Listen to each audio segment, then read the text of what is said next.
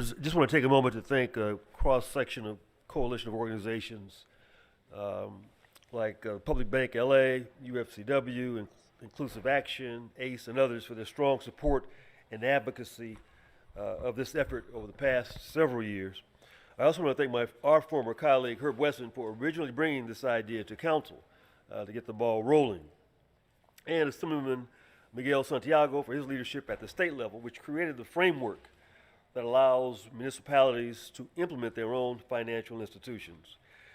Members, the opportunity to form a public bank in the city of LA is extremely important as the city begins to recover from the COVID-19 pandemic. And this matter before us now just sets that ball in motion, retaining a consultant to advise us on the pros and cons and the particulars of creating such an institution. In my district, numerous businesses and constituents continue to struggle to make ends meet as they have been some of the hardest hit during this crisis. And while there are many financial assistance programs and services, again, many within my district and others across the city have struggled because these resources still provide barriers by existing financial institutions. With the public bank, the individuals and businesses would have the opportunity to take out loans at low interest, and they would have made the big difference in whether or not they are surviving.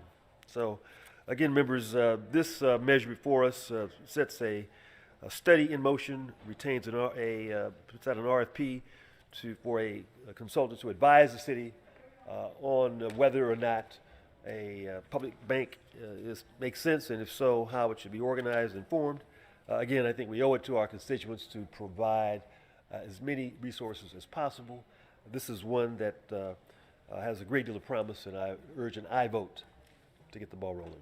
Thank you. Thank you, Mr. Price. Mr. Bonin? Thank you, Madam President. I wanted to rise first to thank Mr. Price for his leadership on this issue and in pushing forward the public bank in Los Angeles. This is an idea that has gone from maybe 3 people supported it a decade ago to now being a mainstream idea. The state legislature yesterday passed AB 1177, sponsored by Miguel Santiago, which will give everybody in the state of California the ability to no longer be unbanked or underbanked. This has gone from, as I said, a small idea that was taken by a coalition of really great activists, public banking Los Angeles, that really built a coalition at the state and at the local level, and have pushed this to be, I think, a cornerstone of how we build back better. We are not going to build back better without a public bank to invest in our neighborhoods, to give small business loans, to invest in affordable housing, and to give us sort of the economic engine to deliver on equity. So this is a really big, important step. I can't wait till we start taking some more, and I just want to thank you, Mr. Price. Mr. Krekorian? Thank you, Madam President. And thank you, Mr. Price, for your continuing leadership on the public bank issue. This is a discussion we've had in this chamber for quite some time now, and taken a lot of steps towards assessing.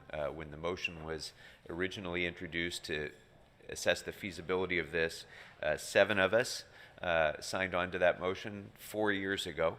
The Economic Development Committee under Mr. Price's leadership and the Ad Hoc Committee on Jobs that I chaired reviewed the issues around public banking extensively, and I think having an outside consultant have a look at this is a worthwhile idea to take all of the reports that we developed through the CLA, through the CAO, through the 2 committees, and really assess whether there's a place to move forward with some model of a public bank in Los Angeles. It's appropriate that we do that.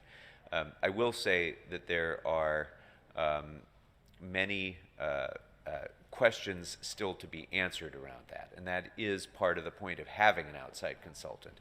So with regard to the 3rd recommendation about asking the city attorney to retain outside counsel, I would just ask, and I I'm not sure if an amendment is even necessary. I assume if it is, it would be friendly. But I would just ask that the city attorney consider the council's actions before it does so, because when we get a report back from the consultant, then we will make a decision about what, if anything, to do on a public bank. So it would be inappropriate to retain outside counsel, I think, before the council takes action on the recommendations of the consultant and or the CAO and the CLA. So I assume, Mr. Price, that would be okay in terms of timing. So I guess I would propose that as a friendly amendment then, Madam President, that the city attorney not retain outside counsel until after the council votes on whatever recommendations it chooses to vote on. Mr. Price, you second that?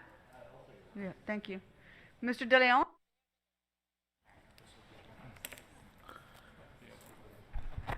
Thank you very much, Madam President. I also want to rise to recognize Mr. Price for his steadfast leadership on this issue. As we all know, working class families face the biggest obstacles when it comes to financial stability and financial instruments compared to higher income earners. And we know that is very true in the city of LA and across the state. A public bank can offer an important financial path forward for hardworking Angelenos, and we need to understand how that plan could benefit our residents. We're talking about this effort to establish a public bank for the fact that the current banking system has never truly worked for working families, and specifically for communities of color. Underserved communities have long been exploited and ignored by traditional banking institutions, and a lot of the products offered don't necessarily speak to the needs of our community. The need for public banking is clear. Just look at some of the practices of major institutions and the enormous settlements just over racial discrimination.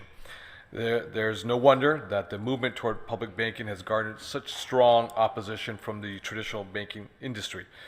But that fight should not deter us, colleagues, from figuring out how to provide lower income communities and communities of color better access to capital and eliminating practices like predatory lending.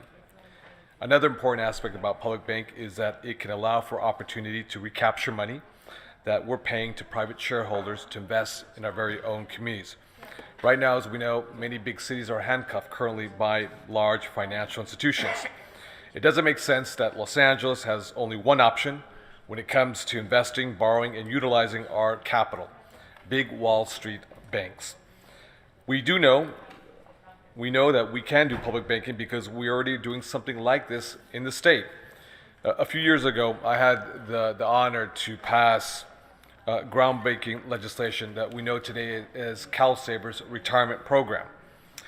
This is a program created to take a small percentage of your check and put it into a savings account managed by the state of California. So when people in our community retire, they can do so with a modicum of dignity and respect, not just when their arms and their backs, their waists physically give out and they can no longer continue to work. But despite strong opposition from Wall Street, we did it. And quite frankly, to date, it's been a success. It's been a model for many neighboring states. It's such a success that President Biden has used it as a template for his agenda on retirement security. We need to do what's best for our residents in LA. We all work with big financial institutions every single day. There's many of us who have accounts with big financial institutions or credit unions. But having our own public bank is absolutely critical. It's another choice. It's an option that diversifies much needed choice making that are critical. Mr. Krekorian made reference to perhaps a little bit of the technical challenges with regards to the public bank. We can't let the perfect get into the good, no question about it, but I know that we will need the experts, we'll need the legal experts, we'll need the consultants, because when I move forward with my measure, CalSavers program, I had to raise the money, well over $1 million, separate from the general fund. I had to go out there and raise money across the country to hire the lawyers to deal with ERISA, the Employment Retirement Individual Security Act of 1974, and deal with all the legal issues at the federal level with the DOL, Department of Labor. I also had to hire financial consultants who would actually do the consulting expertise to see how viable this would be. Because ultimately, at the end of the day, we're talking about other people's money, right? We're taking this aspiration, this concept, but now at the end of the day, when push comes to shove, we're talking about other people's money.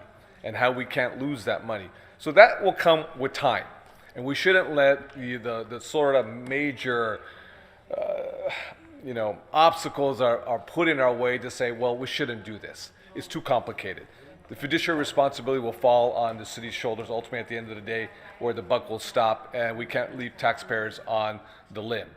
But we need to work this through so we can get the report back, the analysis, the financial fiduciary, analysis, and how we move this forward. This is exciting because I know that, like many of my colleagues, just a few years ago, I was within, president of our council, Herb Wesson, in Koreatown when we announced the measure and putting it before the ballot. Came up short, but that's okay. We fall down, we get back up, we clean ourselves, and we move forward. So thank you very much, Madam President, for your leadership. Thank you, Mr. Price, for your leadership, and to all the colleagues here who are strongly supportive of this measure. Thank you. Thank you. Seeing no other members on the queue, let's go ahead and vote on this item. Open the roll. Close the roll and tabulate the vote. 15 eyes. Okay, let's move on to item number 9. This was called special by Ms. Rahman and amended by Mr. Whitley.